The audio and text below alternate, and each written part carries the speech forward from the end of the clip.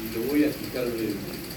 En primer lugar, la diputada Siley refirió con cierto desdén el hecho de que en 2017 el Poder Ejecutivo hubiera mandado un proyecto de ley. Pero cuando se refirió a eso lo dijo con cierta...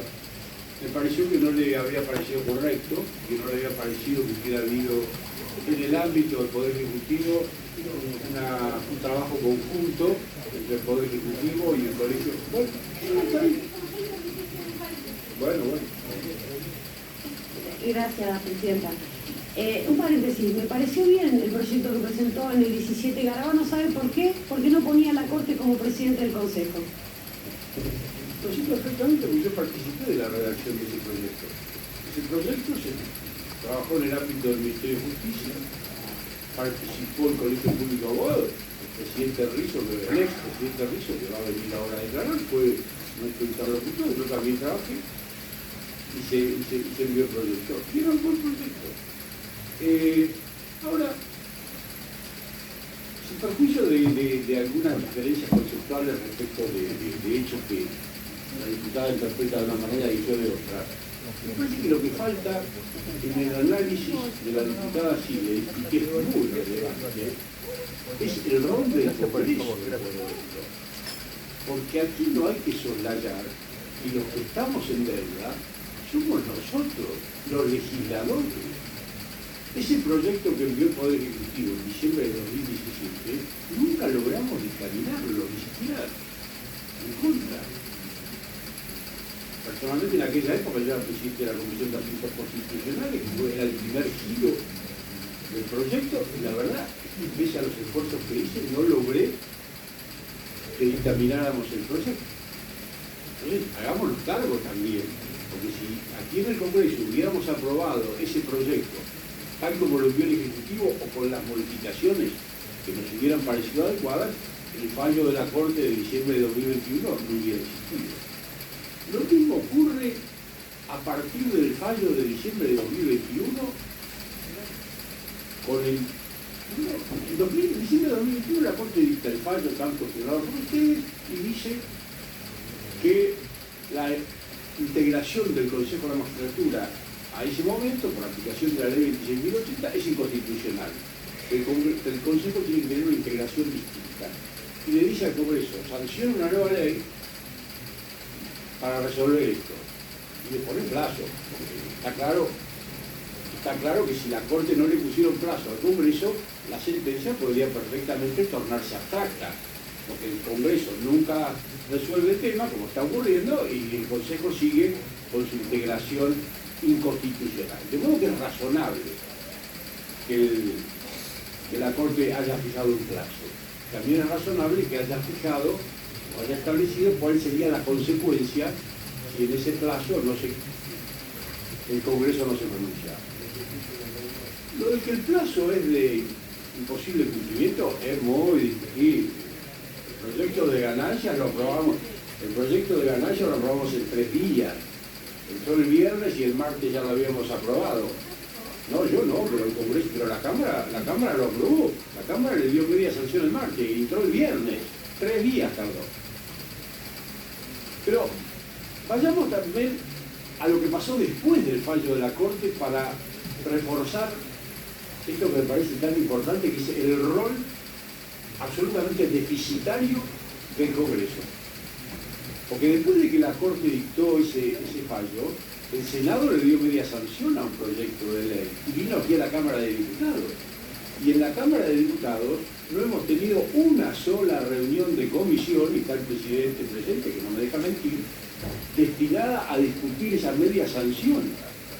Media sanción que, como es público y notorio, yo no comparto, y en caso de haber tenido la oportunidad de discutirla, hubiera propuesto muchas modificaciones. Pero lo cierto es que no la hemos discutido. ¿Cómo que no? Pero si vino que de casa vino... Eso fueron reuniones informativas. Nunca tuvimos una reunión destinada a dictaminar. Y en eso... ¿Por qué dijiste reunión? Para, Rodolfo, coincidirá conmigo, nunca tuvimos una reunión... para dictaminarlo... Exactamente. Bueno, entonces, me parece que antes de de cargar tanto las tintas en la Corte Suprema y en la actuación de la Corte Suprema, también teníamos que hacer una reflexión respecto del rol del Congreso. Porque en 2017, en diciembre de 2017, ingresó un proyecto enviado por el Poder Ejecutivo, no lo tratamos nunca. A principios del año pasado entró una media sanción del Senado y nunca nos pusimos a discutirla en serio y a dictaminarla. Porque además esto tiene importancia por lo siguiente, porque cuando la Corte dictó sentencia en diciembre de 2021, no era inexorable que el presidente de la Corte pasara a presidir el Consejo.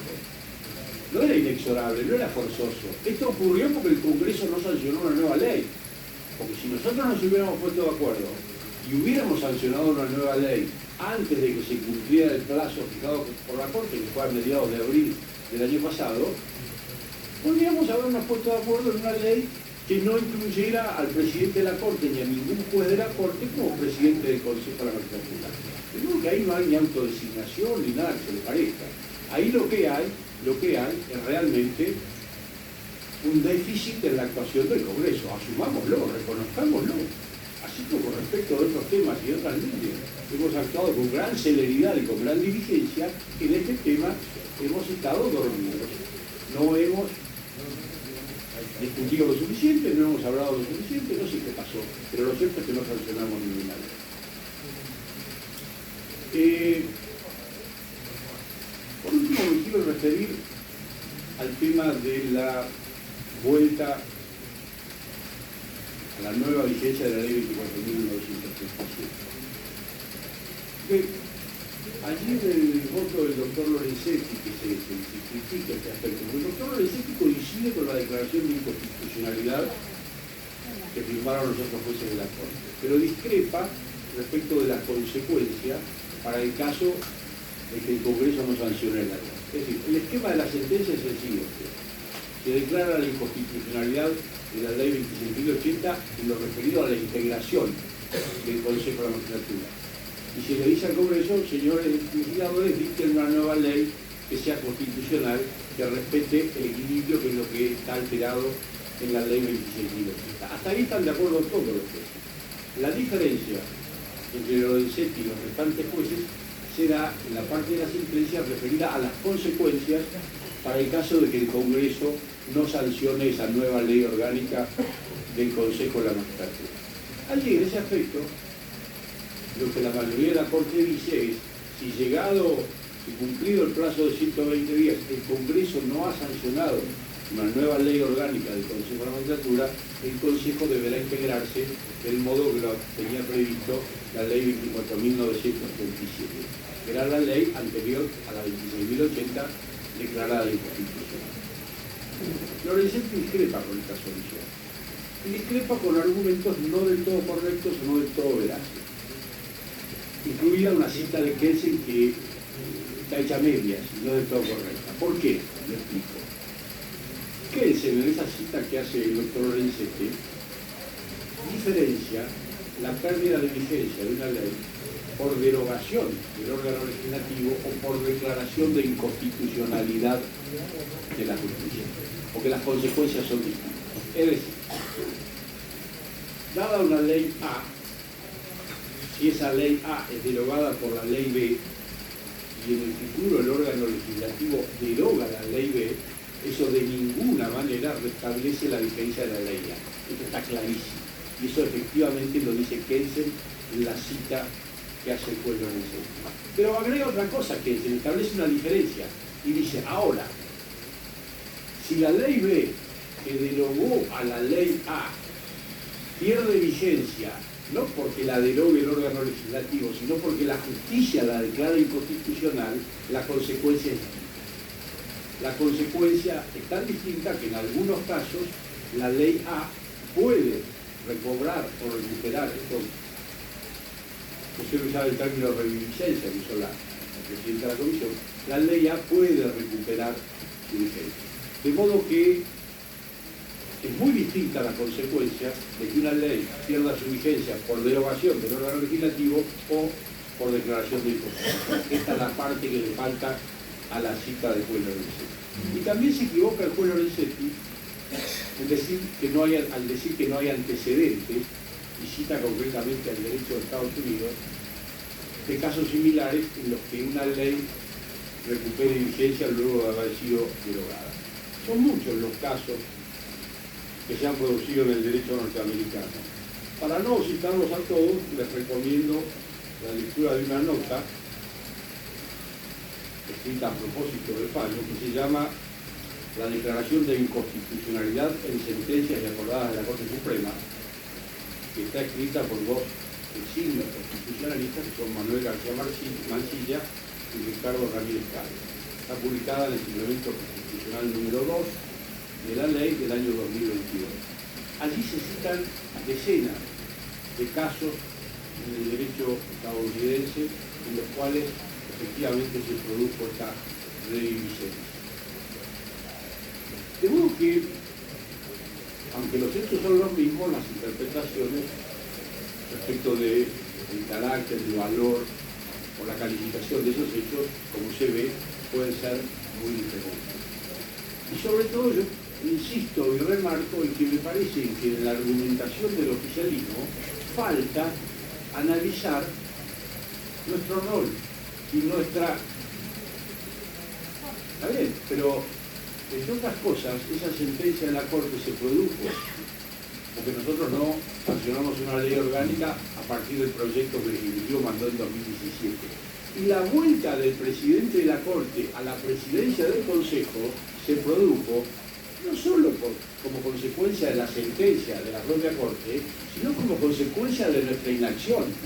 Porque si después que la Corte dictó esa sentencia nosotros hubiéramos dictado una nueva ley orgánica, a lo mejor el presidente de la Corte no estaba en esa nueva ley orgánica y no hubiera vuelto a la presidencia del Consejo Legislativo. De modo que sin perjuicio de que quedan muchas cosas para discutir y respecto a las cuales no coincido con el análisis de la diputada Silén, me parece que basta lo que hasta aquí he dicho para que quede probado y demostrado que a partir de los mismos hechos en los que coincidimos, las interpretaciones, sin embargo, pueden ser muy divergentes y con resultados muy diferentes. Desde nuestro punto de vista, la conclusión tan distinta es que consideramos que no hay motivo alguno de mal desempeño para investigar o enjuiciar a los jueces de la Corte Suprema. Gracias, Presidenta. Gracias, diputado Tonelli. Vamos a convocar la primera testigo del día de hoy. Diputado Yasky. Gracias, Presidenta. No, iba a hacer un comentario respecto al desarrollo minucioso y riguroso que hizo la diputada Vanessa Silén, que muestra de manera transparente todo lo que nosotros postulamos como parte del cuestionamiento que hacemos al manejo de la Corte en este caso específico. Claramente lo muestra. Manejo de tiempos largos y de tiempos cortos según la valoración política que hicieran los jueces, acompasamiento de tiempos para sanción de leyes, falta absoluta de un mínimo principio de la ética, que es el que claramente especificó Vanessa cuando define que había compromiso de intereses y que por lo tanto era absolutamente inaceptable que el presidente de la Corte se autovotara en el Consejo de la Magistratura. Muestra cómo funciona la ingeniería, la relojería al servicio de la construcción de un poder judicial que en su cabeza está absolutamente demostrando que actúa en función de los intereses políticos de un sector y fundamentalmente de un sector muy poderoso de este país. Ahora, aparece en el camino, pues yo le iba a decir antes de que el diputado Tonelli hablara, ahora estoy más convencido porque el diputado Tonelli dice textualmente que coincide tanto en los hechos que se relatan, la veracidad de los hechos, como en la cronología que se plantea. Y postula que, en todo caso, habrá que juzgar la responsabilidad que le cabe al Congreso. Yo digo, la responsabilidad que le cabe al Congreso, que además los tiempos del Congreso, como bien lo dijo la diputada Siley, dependen de correlaciones de fuerza, de bloques que deciden dar quórum o no dar quórum, de comisiones que se pueden reunir o no por decisiones políticas que son legítimas. Los tiempos del Congreso están influidos por los tiempos políticos. Las leyes no se pueden votar en 120 días porque se le ocurre a determinado estamento de la justicia. Eso es de imposible cumplimiento y todos lo sabemos. Entonces, cuando el diputado Tonelli dice, coincido con que el relato se ajusta, es objetivo a los hechos, evidentemente estamos llegando a la conclusión de lo que postula la diputada Vanessa Siley es irrebatible. Y creo que en este caso aparece con absoluta transparencia a los ojos de cualquiera que lo quiera ver objetivamente cómo funciona esta Corte dispuesta a utilizar o a poner sus decisiones políticas por encima de lo que tiene que ser el imperio de la ley. Gracias. Muchísimas gracias, diputado Yanqui. Diputada Brauer, ¿usted quería hacer uso de la palabra? Sí, gracias, Presidenta. En el mismo sentido y con todo el respeto que le tengo al diputado Tonelli, me parece que ha planteado una falacia, ¿no? Un argumento que parece válido, pero no lo es. Nuestro Código Civil, cuando habla de contratos, ya habla de que los plazos tienen que ser plazos posibles, ¿no? Y cuando uno habla de plazos posibles, como lo hizo bien la diputada Siley, uno tiene que ver el funcionamiento de un órgano, obviamente, y a partir de ahí hay un promedio de lo que suele suceder, no buscamos los casos extremos. Y aparte, la Corte tenía absolutamente la información que le estaba exigiendo un plazo a un órgano, en este caso el Parlamento, que estaba y está absolutamente fragmentado. Entonces la pregunta es, ¿por qué no lo hizo en el 2018? ¿Por qué no lo hizo en el 2019? ¿Por qué no lo hizo en el 2020? ¿Por qué lo hizo a fines del 2021? Con ese plazo. En un Congreso fragmentado. Sinceramente a mí me viene la vieja frase, la ocasión hace el ladrón. Ahí que se encontró una ocasión para poder autodesignarse y poder derogar la ley vigente y asumir, autonombrarse presidente del Consejo de la Magistratura. Y la otra pregunta que me hago es cómo lee la sociedad de un órgano, un poder vitalicio que además se autodesigna en funciones. Realmente eso habla de una labilidad de nuestro sistema democrático preocupante. Gracias, diputada Brauer. Si no hay otra intervención pedida por los diputados, vamos a avanzar. Convocamos a la primer testigo. Sí, por supuesto. Sí.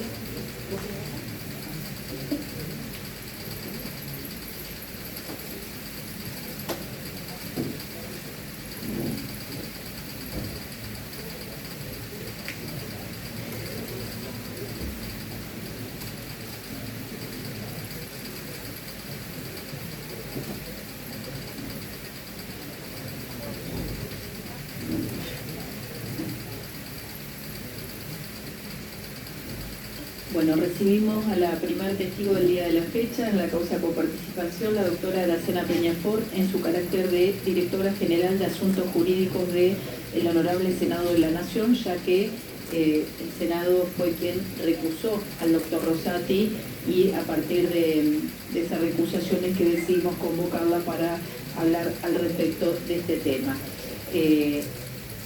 Se le hace saber a la testigo que comparece a prestar declaración testimonial en los expedientes que han sido declarados admisibles por esta comisión y sus respectivas ampliaciones, todos los cuales obran agregados a las actuaciones caratuladas pedidos de juicio político a los ministros de la Corte Suprema de Justicia de la Nación, ministros Horacio Daniel Rosati, Carlos Fernando Rosenkrantz, Juan Carlos Maqueda y Ricardo Lorenzetti, en forma individual o concurrente por mal desempeño y o la eventual comisión de delito en el ejercicio de las funciones en virtud de lo establecido en el artículo 53 de la Constitución Nacional. Declarar es una carga pública y debe decir verdad de cuanto supiere y le fuere preguntado, y si así no lo hiciere puede incurrir en el delito de falso testimonio. Juro, promete decir la verdad de todo lo que le será preguntado. Es mi obligación que por secretaría se le lea a usted el artículo 275 del Código Penal. Será reprimido con prisión de 1 mes a 4 años el testigo, perito o intérprete que afirmare una falsedad o negare o callare la verdad en todo o en parte, en su deposición, informe, traducción o interpretación hecha ante la autoridad competente. Este procedimiento se rige por lo establecido en el reglamento interno de la Comisión de Juicio Político, artículo 2, inciso D y concordantes, y por el Código Procesal Penal de manera supletoria. El artículo 12 del reglamento interno de la comisión establece que la comisión interrogará a toda persona que conozca los hechos investigados cuando su declaración pueda ser útil para descubrir la verdad. Por las generales de la ley, le consulto si le comprendan las generales de la ley, si usted conoce a los magistrados denunciados Horacio Rosati, Juan Carlos Maqueda, Carlos Rosenkrantz y Ricardo Lorenzetti, y si con respecto a los mismos posee vínculos de parentesco, interés o cualquier otra circunstancia que afecte su veracidad. Los conozco por su rol institucional, no estoy abarcada por ninguna de las causales. Bien, antes de comenzar con las preguntas que tienen que ver con los pedidos de juicio político contra los magistrados de la Corte Suprema de Justicia de la Nación, les formularemos las que tienen que ver con sus condiciones personales. Señora testigo, ¿podría decirnos su nombre completo? Graciana Irma Ruth, Peñafort, Colombia. Su documento nacional de identidad.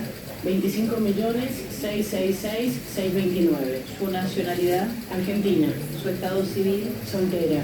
Su fecha de nacimiento. 11/12/1976. Su profesión. Abogada. Su domicilio contará por secretaría. Quiero manifestar a los diputados presentes que los declarantes tendrán todo el tiempo para declarar con tranquilidad. Se escuchan las preguntas, pero sus respuestas deben ser dirigidas a la presidencia, y le hago saber a los señores testigos que, de ser requerirlo, es ser entregada por secretaría copia de la versión taquigráfica de su declaración. En este estado de cosas estamos en condiciones de dar comienzo a las preguntas. Sí, estamos en condiciones. Diputado, por favor, silencio. Sí, tengo. Diputado Morón. Sí, no, una cuestión formal y además para la versión taquigráfica. Usted, Presidenta, cuando presentó el testigo dijo que venía en relación a la causa de participación, en realidad es la causa del Consejo de la Magistratura. Digo, para que se corrija la versión taquigráfica. Sí, perdón. Entonces la doctora Peñafort, que viene a declarar en la causa Consejo de la Magistratura. Muchas gracias por la aclaración. Sí, diputado Tagliere tiene el uso de la palabra para comenzar con las preguntas. Bueno, gracias, Presidenta. Bueno, buenos días, doctora Peñafort. Muchas gracias por estar presente ante la citación de la comisión. Dos aclaraciones iniciales antes de las preguntas. La doctora Peñafort para mí no es una testigo, más allá de que considero que claramente puede ejercer ese rol de testigo calificado, pero no viene a opinar puntualmente sobre cuestiones, criterios jurídicos o cuestiones estrictamente vinculadas a una opinión, sino que está convocada para conocer la posición institucional del Senado de la Nación en función del cargo que ejerce en esa casa. También aclaro, antes de cualquier cuestionamiento, que la posición institucional del Senado podría verse también, la podríamos conocer a través de las distintas presentaciones en los expedientes de la Corte. Están pedidos los expedientes, algunos están, otros no, pero el problema es que estas audiencias públicas, lo que me parece lo virtuoso de estas cosas es que le permiten a la ciudadanía escuchar a los testigos de primera mano, por eso la oralidad tiene tantos beneficios. Sentado esto, Presidenta, arranco con las preguntas para la doctora Peñafort. Y le pregunto, doctora, ¿cuáles fueron, puede detallarlos de manera sintética, si es posible, cuáles fueron los procesos judiciales en los cuales usted intervino en representación del Senado de la Nación relativos a la designación de sus representantes ante el Consejo de la Magistratura? ¿Nos puede aclarar en qué consistieron los planteos, los reclamos y eventualmente cómo fueron resueltos en las distintas etapas procesales?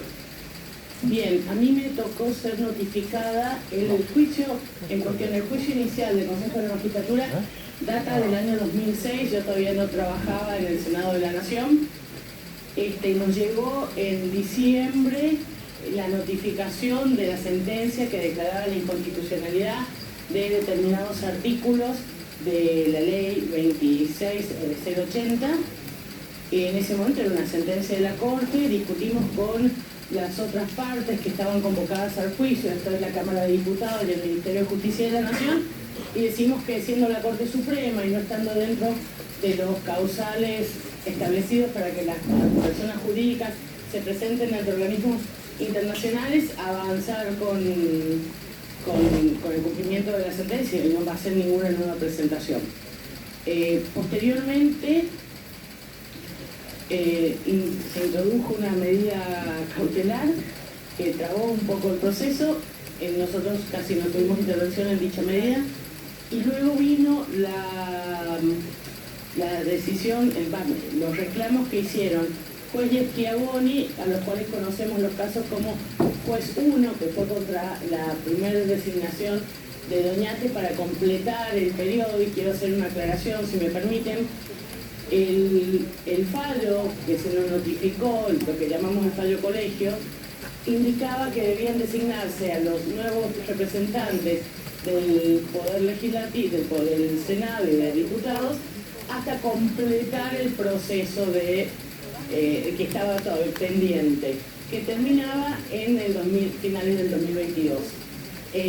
Contra la resolución que nombró a Doñate se interpuso lo que llamamos el caso juez 1, donde la posición del Senado y de los demás organismos fue ratificada, y luego contra la resolución que designó, el decreto presidencial que designó a Doñate como para el proyecto que va por el plazo, por el mandato que transcurre desde el 2022 hasta el 2026, es el caso que conocemos como juez 2.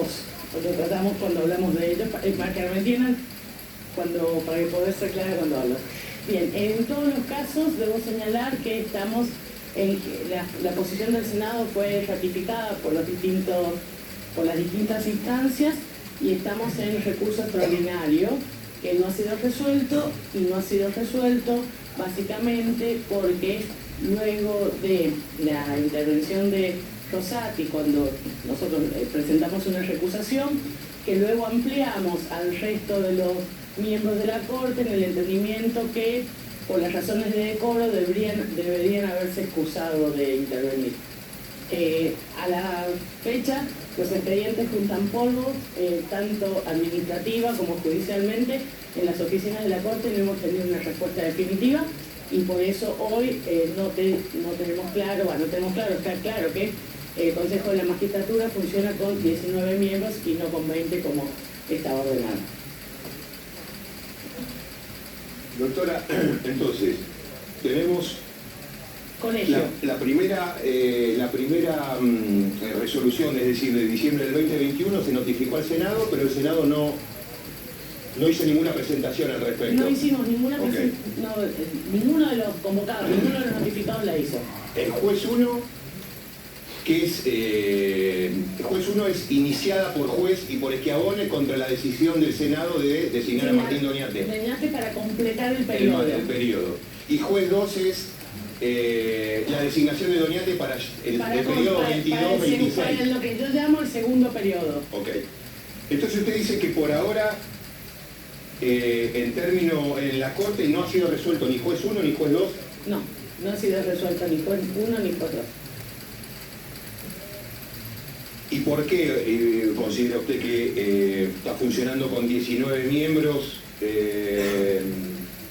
cuando, digamos, las sentencias de las instancias inferiores no fueron, digamos, ratificando el criterio que usted planteaba o que el Senado planteaba? Bueno, me está pidiendo una opinión, voy a dar una opinión como abogada del caso. Entiendo que la ausencia de una solución, por lo menos del caso Juez 2, data en la imposibilidad que tiene la Corte de resolver la recusación oportunamente planteada y el pedido de excusación de los miembros de la Corte, y que incluso, voy a decir, intentaron sortear a través de un acto administrativo, una acordada de la Corte, en la acordada 2 del 2023, en la cual trataron de resolver administrativamente un tema que ya estaba sometido a jurisdicción y no teniendo competencias específicas sobre la impugnación que hicimos sobre esa acordada. Seguramente me van a preguntar después, pero creo que el motivo para la ausencia de resolución es que no pueden resolver las recusaciones ni el pedido de excusación. Bueno, deberíamos nosotros ponerle un plazo a la Corte, ¿no? Ellos nos pusieron 120 días y la Corte hace más de, ¿cuánto ya? Casi 2 años que no resuelve, un año y medio que no resuelve los recursos extraordinarios de un tema absolutamente sensible. Un tema que aparte declararon como que era de gravedad institucional y por ello fijaban el plazo de 120 días, sin contar esto, la situación anómica y extraña que se ha generado, donde hay una vacante del Senado que no puede ser cubierta, porque esto es un detalle que no tengo que olvidar. Si bien el Senado aprobó la designación de Martín Doñate, en la acordada 2, la Corte determinó que la división del bloque del Frente Nacional y Popular con Unidad Ciudadana no era oponible y nos puso en esta situación. Déjenme hacer un poco de numerología. El bloque del Frente Nacional y Popular tiene 21 miembros. El bloque del radicalismo, cuyos miembros fueron designados, tiene 18 miembros. El bloque de Unidad Ciudadana tiene 14 miembros. Y el bloque que está querellando y obturando esto tiene 8 miembros. La pretensión de Schiavoni es que se designe a la cuarta minoría que él integra con el juez, lo cual es contrario incluso al texto de la ley que le suscitó la Corte. Doctora, el juez 1, ¿cuál es el argumento del Senado, el argumento institucional del Senado de la Nación para rechazar el planteo de juez Schiavoni?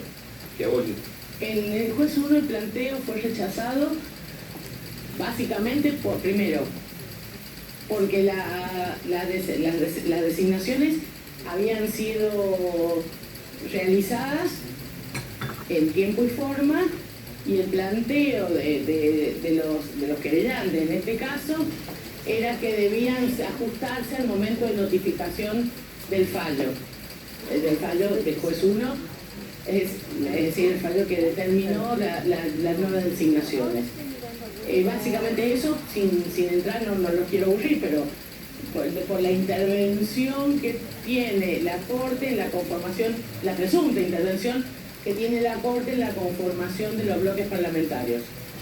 Y en juez 2, el planteo, o sea, el argumento del Senado. 2, ya no solo hacen algo que no se debe hacer, que es extender el precedente del juez 1 para la fecha posterior, para el mandato 2022. Eso lo hacen los actores, digamos. Exacto, 2022-2026, sino que además, y nuevamente, interfieren en competencias exclusivas y excluyentes del Senado de la Nación respecto a su propia articulación de bloques, cuestión que está reglamentariamente establecida en el artículo 55 del Senado, del reglamento del Senado.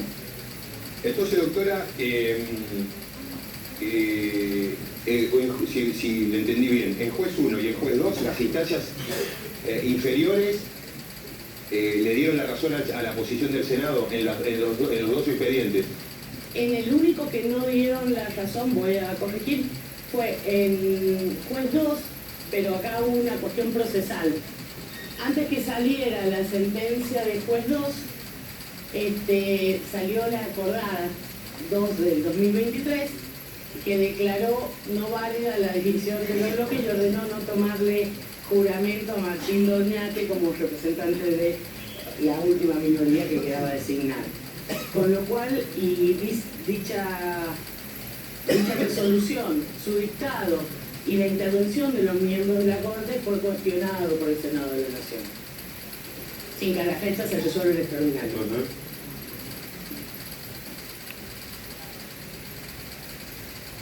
La acordada 2, ¿no?, que rechaza la designación de Martín Doñate para el periodo completo ya, digamos. Claro, para el periodo 2022-2026. ¿Cómo fue impugnada por el Senado? Es una acordada, ¿no? Pero fue impugnada por el Senado. ¿Hubo alguna presentación contra esa decisión?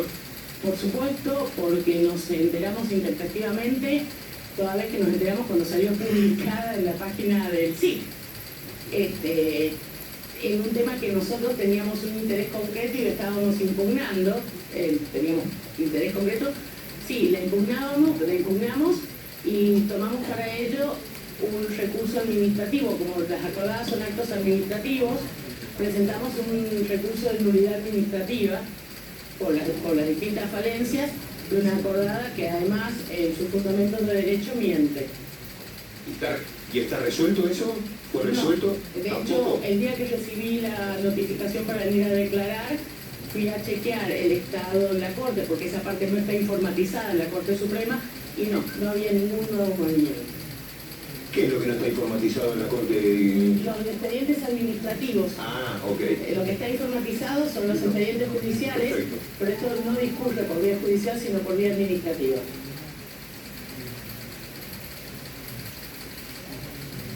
¿Y usted,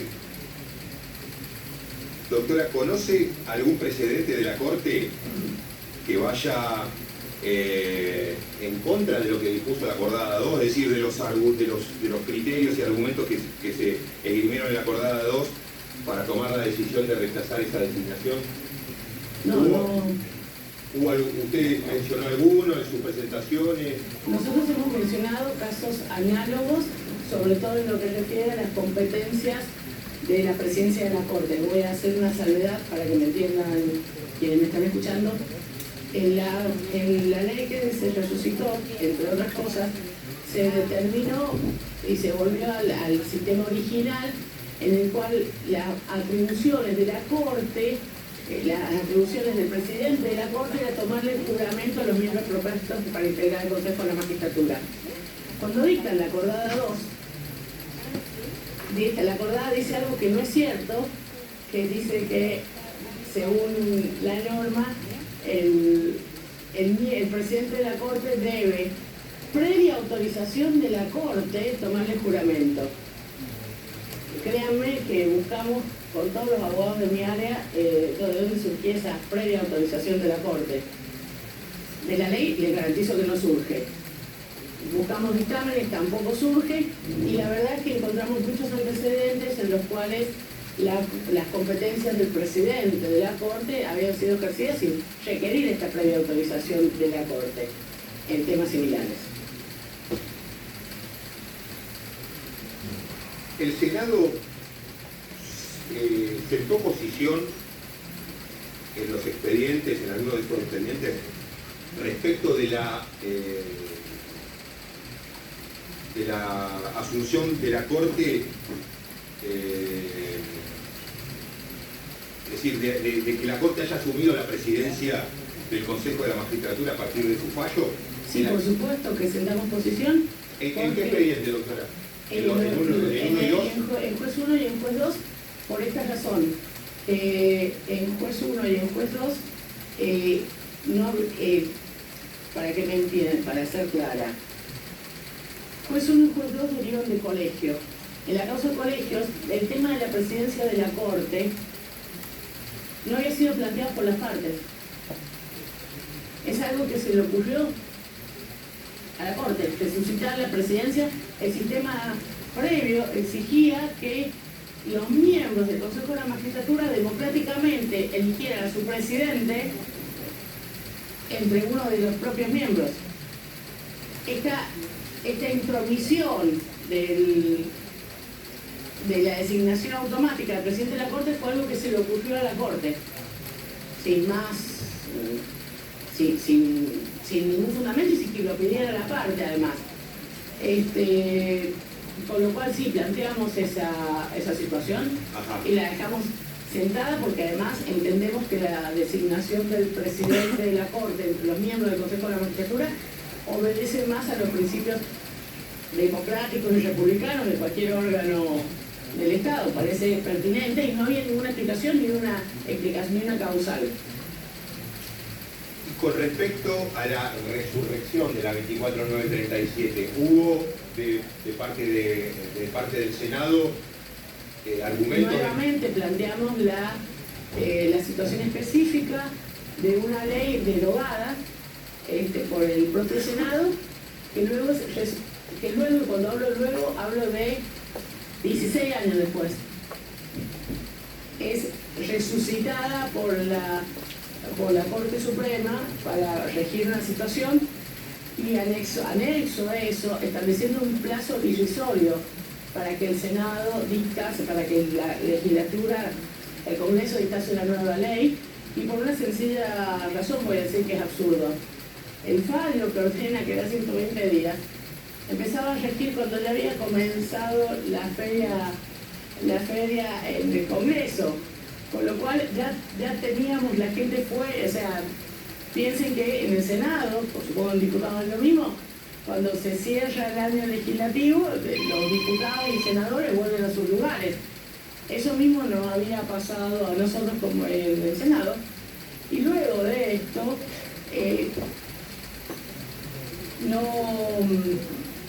no conseguimos en 120 días sacar un proyecto de ley, y voy a agregar algo. Trabajamos con un proyecto de ley que era prácticamente similar, y después necesito que van a punto al respecto, era muy similar al que había presentado en su momento el gobierno de Mauricio Macri, porque el tema del Consejo de la Magistratura no es nuevo.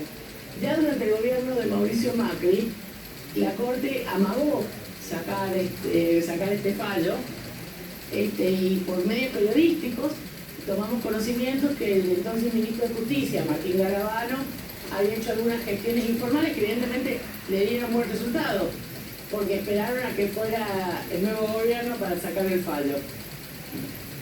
Pero bueno, eso cuando se presentó, cuando el Ejecutivo remitió el nuevo proyecto, no ha resultado aprobado en forma definitiva. Esto también en juez 1 y en juez 2 se dejó asentada la posición del Senado con respecto a esta decisión de resucitar la 24937 en la 2. Por supuesto que lo dejamos sentado porque además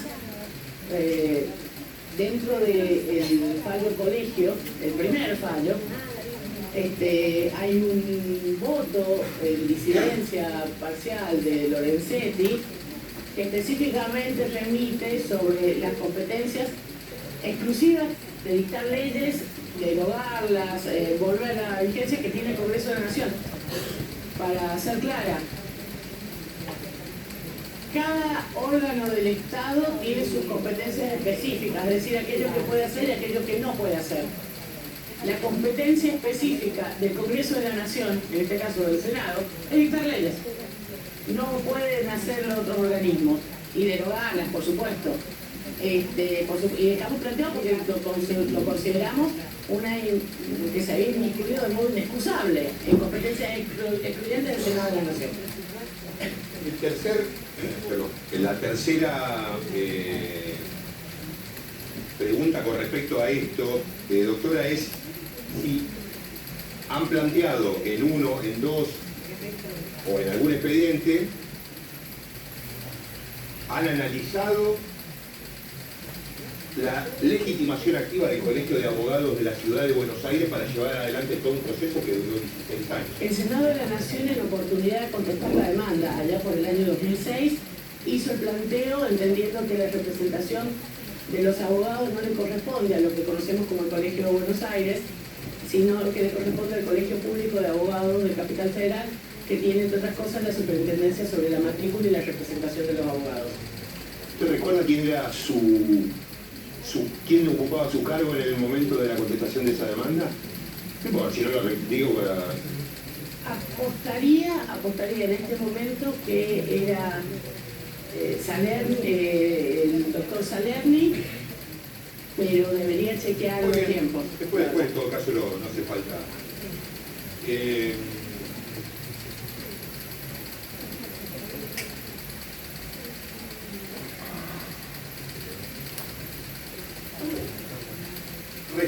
El Senado también, le pregunto, doctora, si el Senado argumentó con respecto a esta decisión de la Corte, que entiendo fue en el marco de una acordada, de extender los efectos jurídicos del fallo juez hacia el futuro, cuando en realidad el periodo cuestionado terminaba en noviembre del 2022. El periodo cuestionado, la sentencia, terminaba en noviembre del 2022. Todo lo que vino después es una cosa que aún estamos buscando la razón jurídica porque no la tiene, es una extensión hacia el futuro de un caso que ya estaba agotado y no, por supuesto que hemos planteado esta situación reiteradas veces y también entendemos, voy a reiterar, que en nuestro planteo todavía no se les ha dado respuesta porque hay una cuestión de previo y especial conocimiento para la Corte que es resolver la recusación que hizo el Senado. Hacia ahí va, pero le pregunto, o que me confirme, efectivamente, esta extensión de los efectos jurídicos de la que hablamos, se lleva adelante en la acordada 2, ¿ves? En la acordada 2 lo que se hace es se ordena no tomarle juramento a Martín Doñate, declarando no oponible la división del bloque en 2 subbloques. Claro, pero justamente de lo que estamos discutiendo es eso, es decir, la Corte considera no oponible algo que sucede después de que terminó el periodo que supuestamente formaba parte de la decisión. Para hacerlo más claro, el argumento en el caso juez 1 era que la sentencia tenía que cumplirse con la conformación de bloque que el bloque tenía al momento de la notificación de esa sentencia, que era diciembre del 2021. Con ese argumento pretenden extender, en el caso juez 2, ¿cómo lo explico? Pretendieron congelar la conformación de los bloques al momento de una sentencia que les resultaba favorable a los intereses de quien pedía el amparo. Pero no resultaba posible porque esa sentencia refería a un caso específico y limitaba la duración de ese mandato muy específicamente a noviembre del 2021. No sé si bien, quedó claro. Sí, para mí sí, que es lo importante. Hablando de la recusación, doctora, ¿qué motivos llevaron al Senado a interponer un planteo de recusación contra el doctor Rosati? Y tengo entendido que después ese planteo se hizo extensivo al resto de los miembros de la Corte. Así es. Inicialmente recusamos a Rosati porque hay un principio básico que cualquiera lo entiende, no se puede ser juez y parte. Cuando Rosati asume la presidencia del Consejo de la Magistratura pasa a ser parte. Es decir, no se puede estar de los dos lados del mostrador. O son miembros del Consejo o son juez que decide sobre la situación del Consejo. Las dos cosas al mismo tiempo no es viable, no al menos jurídicamente. Planteamos esa primera recusación en el entendimiento que la intervención posterior de Rosati era totalmente contraria a la ley porque no interesa en el caso. Citamos específicamente el artículo 17, inciso segundo del Código Procesal Civil y Comercial de la Nación. Y luego hicimos extensiva la recusación en el entendimiento que no podían haber seguido, no podía la Corte, luego de presentada esta primera recusación, seguir resolviendo sin resolver previamente sin resolver aquella recusación. Y entendimos y por lo tanto hicimos extensivo las causales de recusación a los otros dos miembros de la Corte porque Lorenzetti no firmaban Maqueda y Rosenfeld.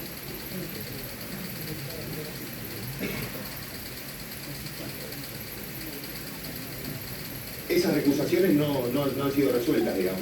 ¿Han tenido se sustanció de alguna manera o no? De hecho, no solo no han sido resueltas ni se han sustanciado, sino que fue el momento en que los expedientes quedaron inmovilizados. Ese es el momento en que después a partir de ahí no hubo más movimiento. No ha habido más movimientos, no al menos en términos decisorios, como tampoco lo hubo en el recurso de nulidad por la acordada número 2 del 2023. Muy bien, doctora. Le voy a hacer una pregunta con respecto a un tema que creo que también usted intervino, que no tiene que ver con esto, pero es un antecedente, me parece válido para que esté en consideración. La Sala Quinta de la Cámara Nacional de Apelación en lo Contencioso Administrativo, esto con anterioridad al fallo de la Corte, 2021,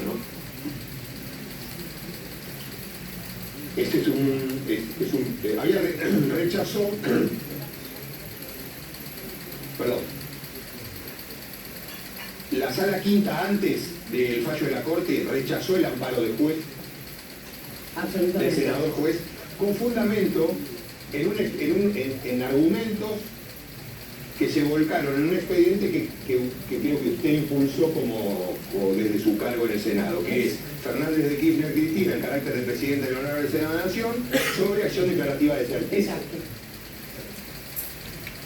El considerando 16 que usa la Sala Quinta de la Cámara, recordando ese precedente, dice: más bien la Constitución, al poner en cabeza de cada una de sus cámaras el dictado de su propio reglamento en el artículo 66, reconoce a cada una de ellas la autonomía necesaria para regular su propio funcionamiento y por ende regular los mecanismos para facilitar la realización de su función legislativa.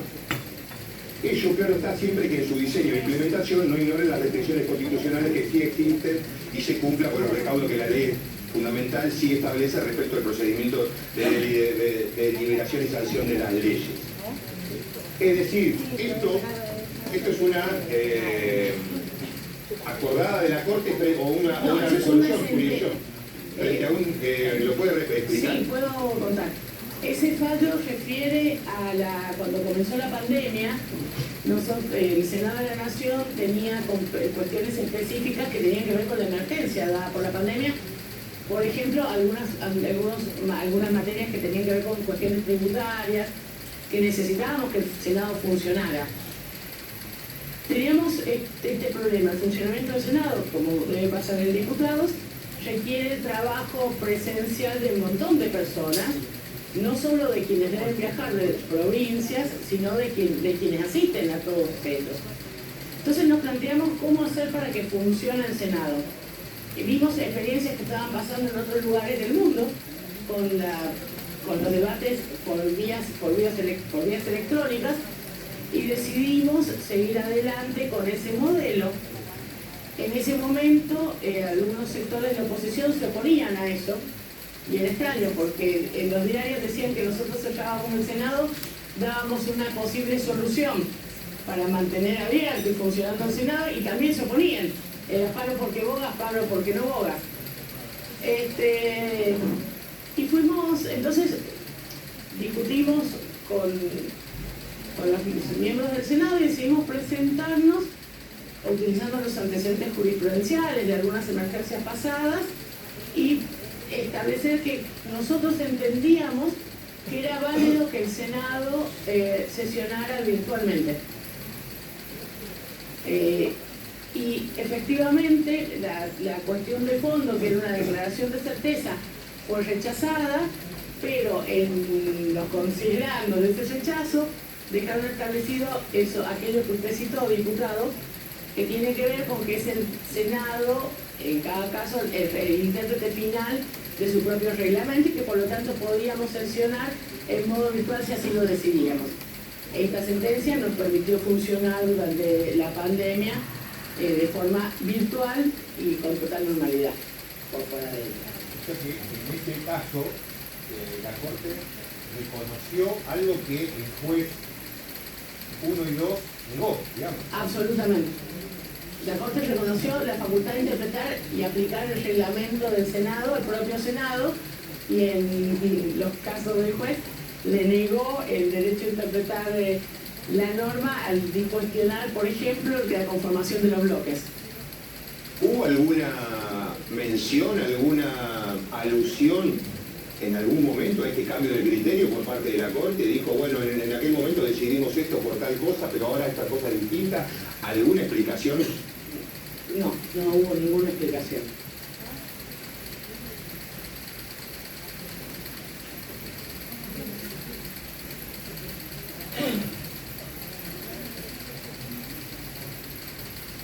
Recién hace un ratito, doctora, usted mencionó que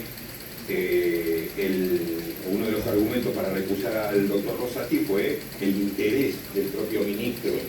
¿Cómo lo puede conceptualizar a este interés de personal, digamos, del ministro Rosati en este tema? Bien, acá debo dividir en dos aspectos de la explicación. Por un lado, tiene un interés propio en cuanto se autoeligió, como lo hizo Nazareno en su momento, presidente del Consejo de la Magistratura. En segundo término, teníamos un hecho que tiene mucha gravedad institucional, que se hicieron públicos los chats entre Robles, que trabaja con Rosati, y Marcelo D'Alessandro, en ese entonces ministro de Seguridad de la Ciudad de Buenos Aires.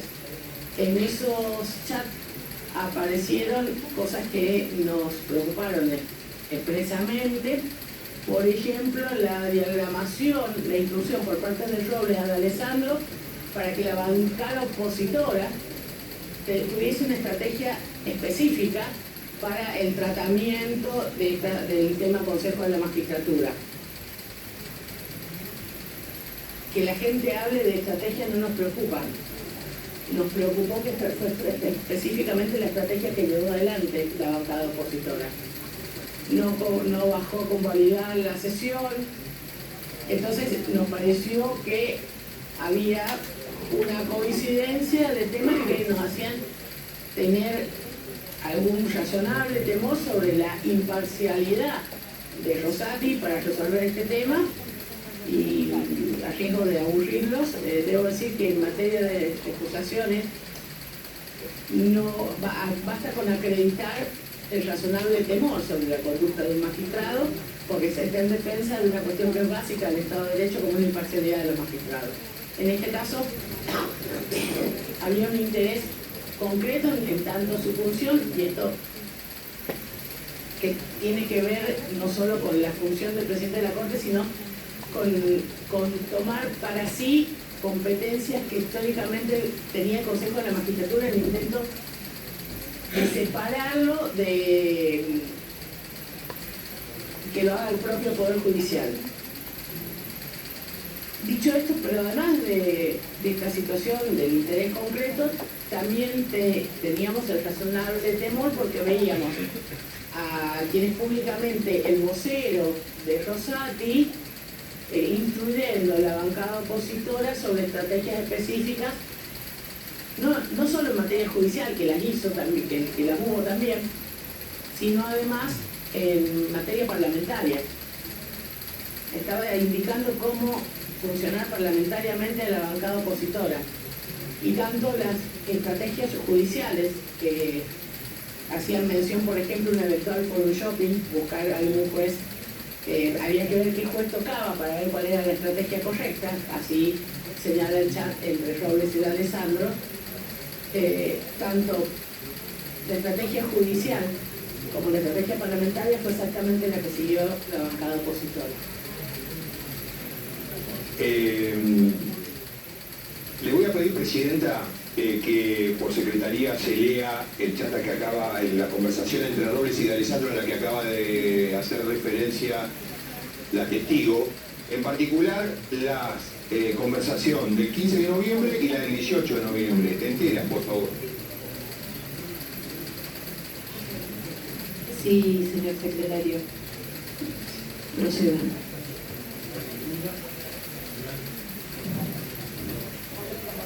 Gracias. Se da lectura desde las versiones taquigráficas donde están reseñados estos chateos. Silvio Robles. Espero que hagas sacar el fallo Robles. MD, obvio. Reitero que estoy leyendo lo que está glosado al expediente. Continúa diciendo, 15 de noviembre de 2022. Silvio Robles. TAS. MD, siempre. Silvio Robles. En 5 te paso letras para que vos la muevas. MD, ok. ¿Se puede saber qué? Silvio Robles. ¿Viste WhatsApp?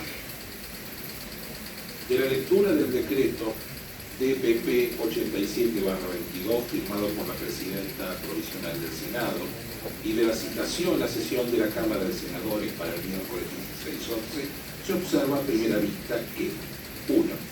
La ley no prevé que la designación de los senadores que integran el Consejo de la Magistratura esté sujeta a la ratificación del Pleno del Senado ad referéndum.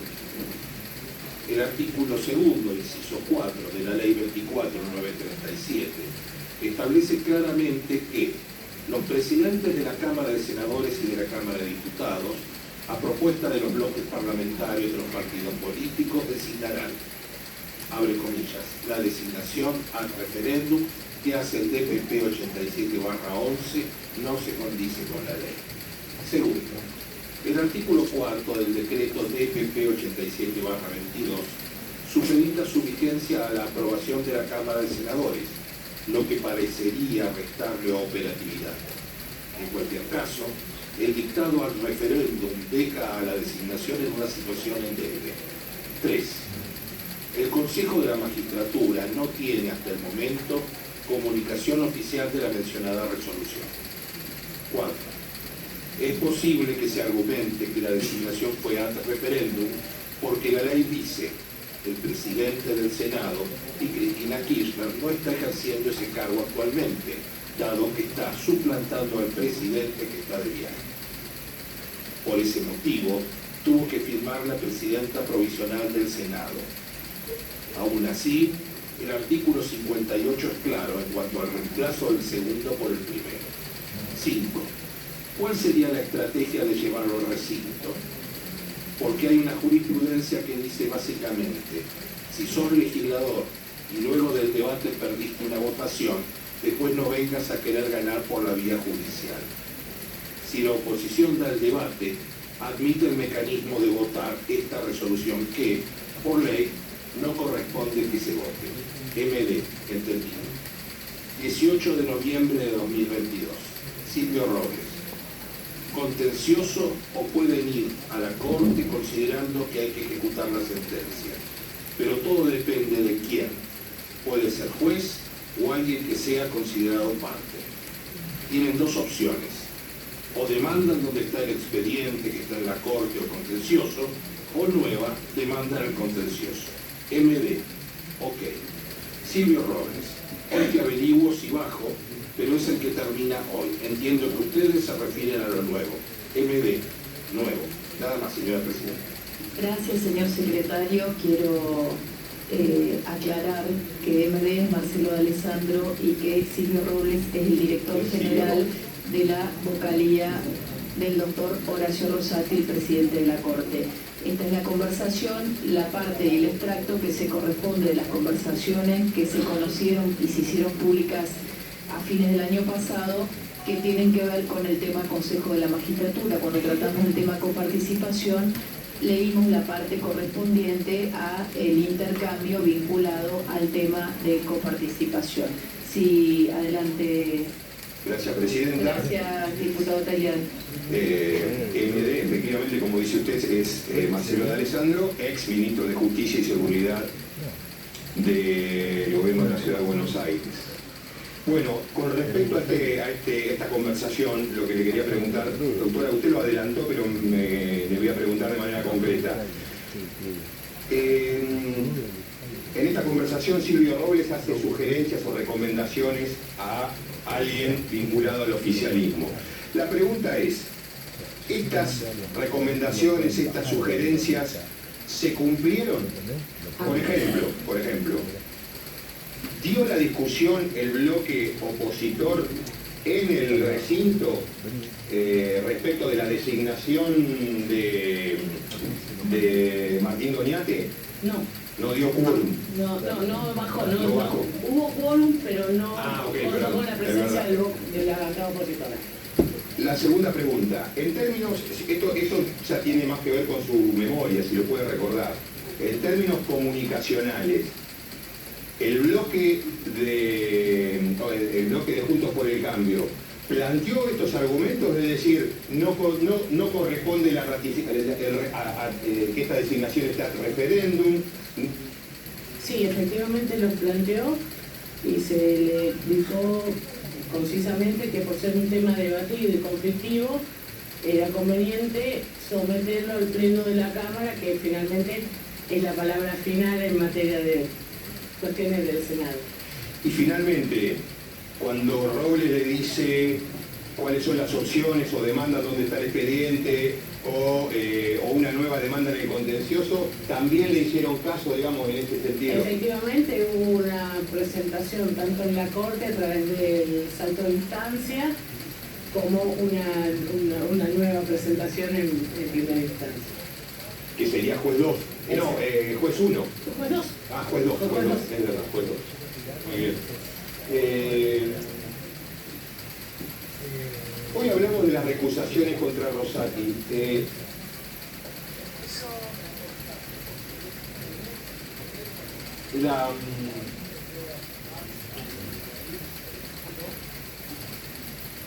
Bueno, esto me parece que yo lo contestó. La Corte dicta, bueno, en realidad no hay ninguna recusación resuelta. Por lo tanto, la acordada 2 estaba pendiente, sale cuando estaba pendiente de resolución la recusación. ¿Contra Rosati solo o contra los otros también? Inicialmente fue contra Rosati porque los demás no integraban per se el Consejo de la Magistratura, por lo tanto no tenían interés, pero luego entendimos que frente a la ausencia de resolución de la recusación contra Rosati, también era extensivo a los demás miembros de la Corte que intervenían en el caso por las conductas que se venían desarrollando. Es decir, las conductas, voy a dar para ser clara, el tratar de intentar por una vía administrativa, como era el dictado de una acordada, sortear una recusación de orden judicial, daba al Senado de la Nación una clara preocupación respecto a la imparcialidad con la que estaban actuando. No solo Rosati en cuanto miembro y presidente del Consejo de la Magistratura, sino además los otros dos jueces que estaban interviniendo, Maqueda y Rosenkrantz. De hecho, para hacer por eso inicialmente nuestra recusación, la primera parte de la recusación nosotros solicitamos que Maqueda y Rosenkrantz se excusaran.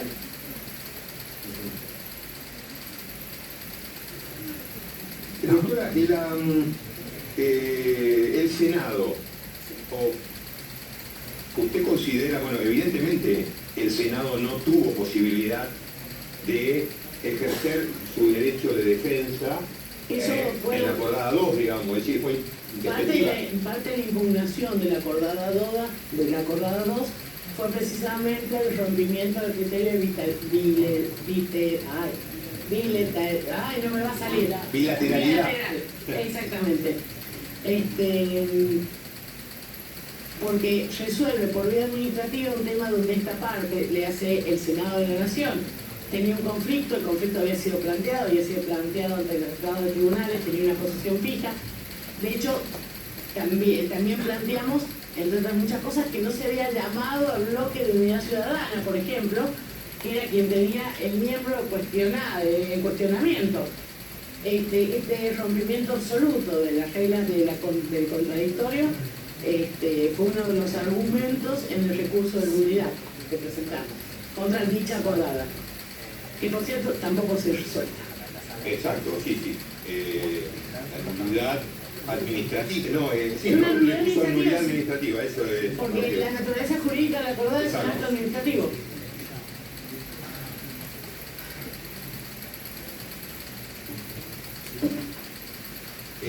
Acá le quiero que se corra un segundo con la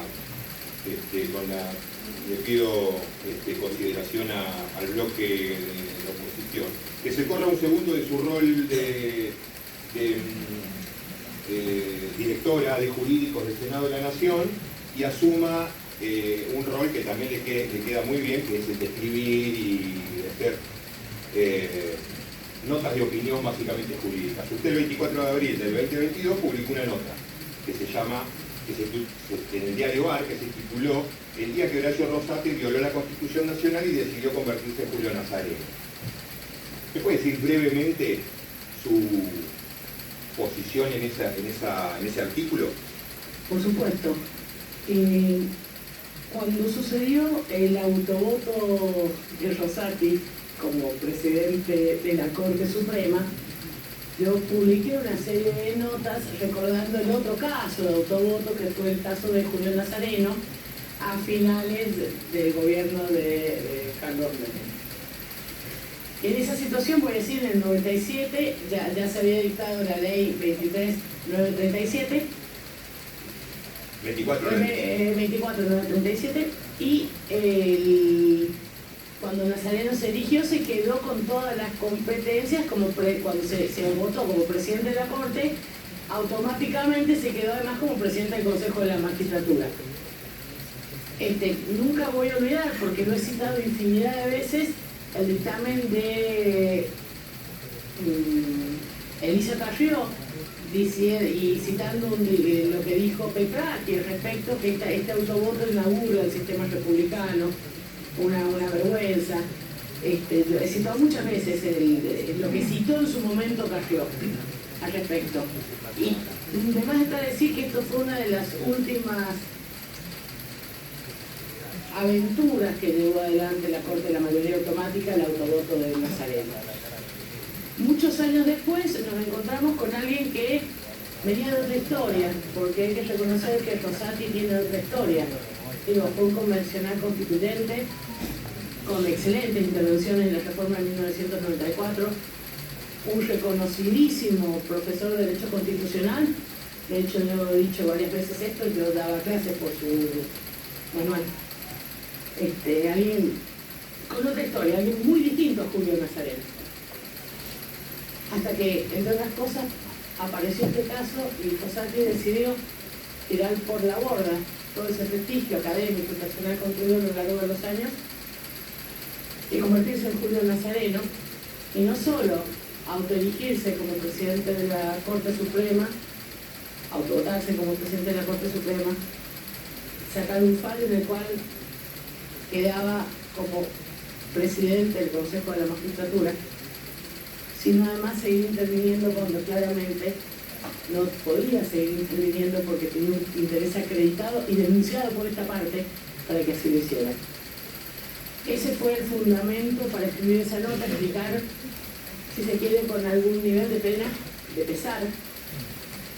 Eso es muy feo, porque alguien ha admirado mucho a alguien jurídicamente y de pronto lo ves actuando de una manera que jamás imaginas. Que uno jamás imaginó, yo voy a hacer esto, yo lo digo con total honestidad y por eso daba clases con sus libros. Yo admiraba a Rosati, lo admiraba. Y ver las cosas que cuando aceptó, habiendo escrito en contra de asumir por decreto, aceptó asumir en la Corte, ya fue un gran golpe a la imagen que yo tenía de él. Esta parte del Consejo de la Magistratura, la verdad que fue muy tremendo porque me recordó a lo que a mi criterio ha sido una época muy oscura en el Poder Judicial.